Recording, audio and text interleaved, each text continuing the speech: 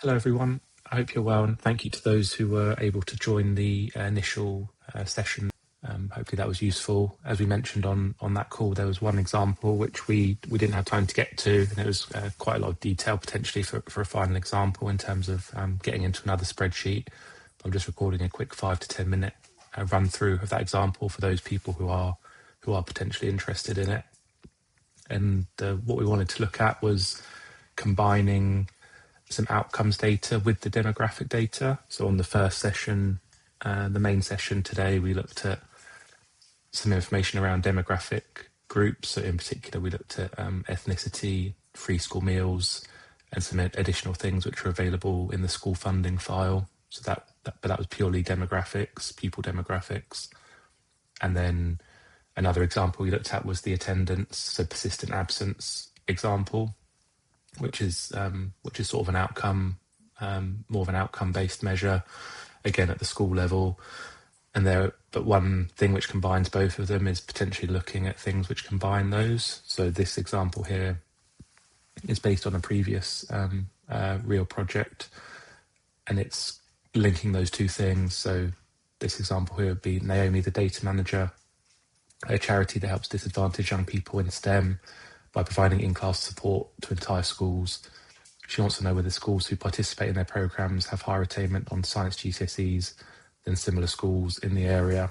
So it is combining the idea of disadvantaged young people and an outcome, in this case science GCSEs, and it also has the lens of kind of local similar schools as well. So I'll just exit the slides here. And as we looked at earlier, the data comes from another one of these statistical releases, in particular the Key Stage 4 one. So I've downloaded the data here, as we looked at before, and I'll just pull that up. So that would be this folder. So we've got data and data guidance, as we talked about on the first session. The data file that we're interested in this case is the performance tables provisional.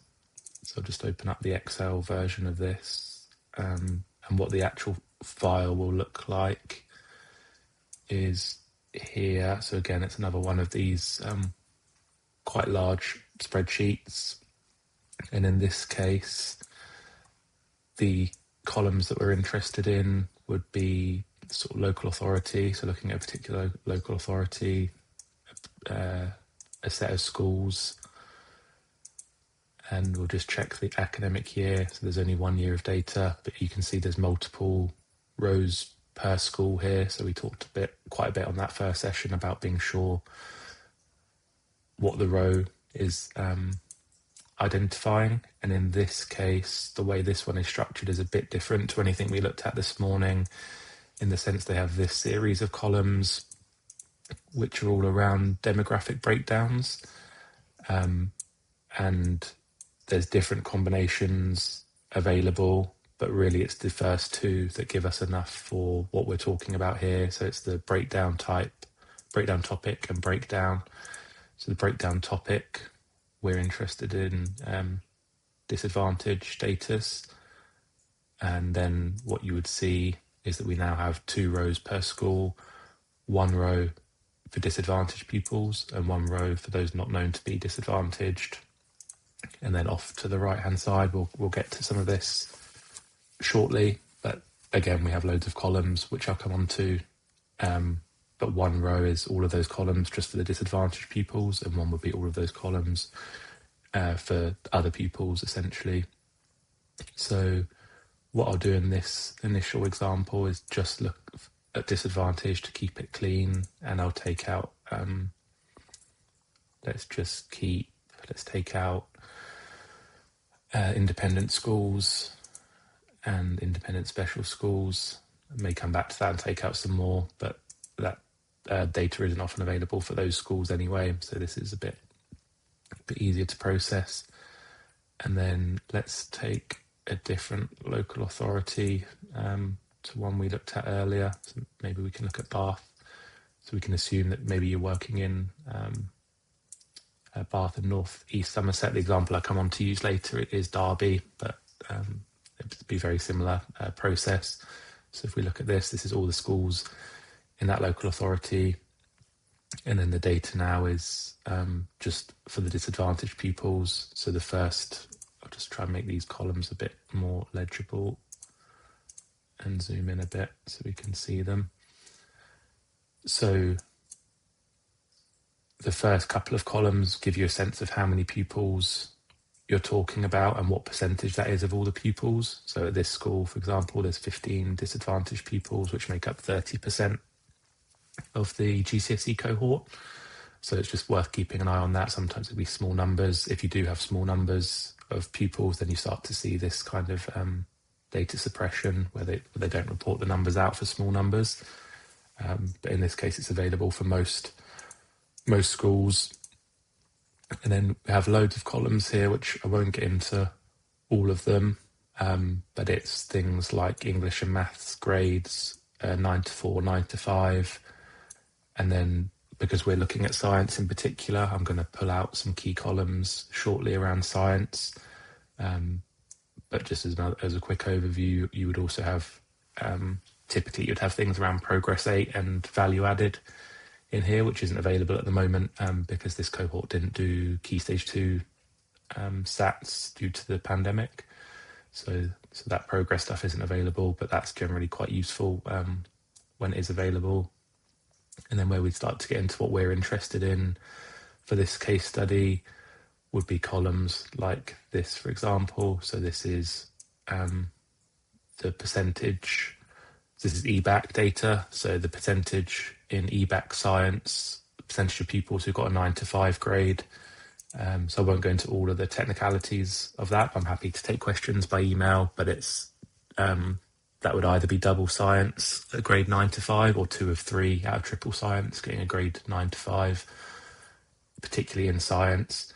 And then they've also got the columns. I won't go through all this whole spreadsheet, but they've got the columns for 9 to 4 in science, value added in science, which isn't available, as I just mentioned, and the percentage of pupils taking triple science, which is also quite an interesting one for this case study. So that's the structure of the file. So again, there could be a lot of different things you would look into here. And what I've done is I've gone ahead and sort of prepared a very basic table for this case study, and it just sort of shows the types of things you can do with these files. So this is still quite a basic table. It doesn't do charts or anything like that, but this is using formulas to pull data from that first tab, make it a bit more accessible. So what we're looking at now is a different local authority. I just went for Derby, but it's the specifics don't matter too much, and this would be all their schools, and then just a sense of the average, just the schools averaged out, to do it in a simple way for now, across that. And as I mentioned, we've got the percentage entering EBAC science, disadvantaged other, and what the gap is. 9 to 5 in EBAC science, 9 to 4 in EBAC science, entering triple science, and value added, which isn't available. And then for each of those, basically the scores pulled out from that main table for the different cohorts.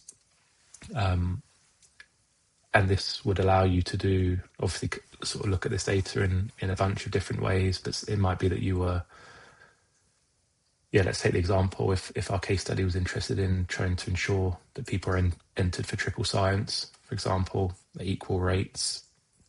Here we can see that in all of our schools, other than the ones where nobody does triple science, there's a smaller percentage. So these numbers are percentages, a smaller percentage of disadvantaged young people compared to the others who are entered for triple science. This isn't related to the grades they get, but just whether they were on those 3 biology, chemistry, physics, separate qualifications. And so what you might be interested in is either where this is the lowest, for example. So you could sort this table and say, why is it that no disadvantaged pupils from these schools are being entered? And that might be something that you would want to work with those schools. Or if you're working in the example where you say you're already working with this school, then this would give you the ability to say, okay, The 19% is relatively high compared to our local area. So the local area is sort of around 10%, so we're at double that. So that's good news in some senses, but it's still, not that much more than half the rate of the non-disadvantaged pupils are entered for those qualifications. So there's still a gap. So you could use this to say, okay, if this is a school we've been working with, there's good news and there's work to do, essentially.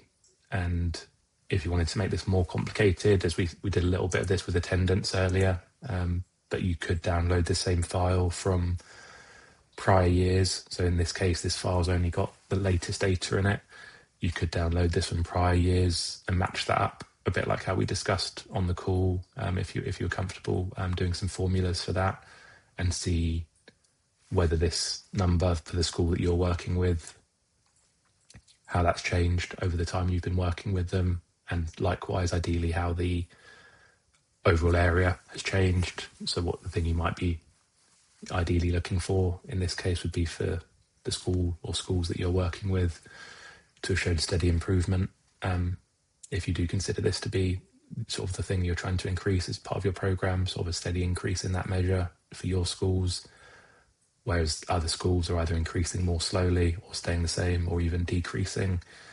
So yeah, I think that kind of hopefully gives a final example there. And again, it's just kind of looking into one of these spreadsheets and doing some relatively basic stuff. You could, there's more and more you could do if you have more time on this, but hopefully that gives a good sense of how some of these things do allow you to combine specific pupil groups with an outcome, which in terms of if you're talking about evaluation, that's where it, again, as we talked about in the session, doesn't necessarily allow you to attribute any changes that you see in this data to work that you've done. But that's always a very significant challenge in this field, because the school will be typically undergoing quite a lot of internal work streams and potentially other partnerships. So that's always tricky, but at least it can give you some sense of how schools you're working with are changing over time and how that compares to other schools for specific pupil groups, which would can be quite small. And it might be that you are working with all of those pupils. So that's kind of the closest that you're going to get to a nice example where this data might be useful for evaluation type purposes, even if it statistically, would have some caveats to it for sure. Okay, great. I'll stop there. So yeah, as mentioned on the session, I think my email is going to go out with this video. So very happy to take questions on specific things people are looking for in the open data or challenges you've got, or might be able to signpost you to things which use this data that are a bit more progressed. So obviously we focused on kind of getting into the spreadsheets, but there are existing resources which have already processed this type of thing. So very happy to talk about any of that on the DFE data, or for those who are more interested in place-based community type data in terms of IMD and census, all of that type of stuff. Very happy to answer any questions and hopefully point you in the right direction for some further information. Thank you. Bye.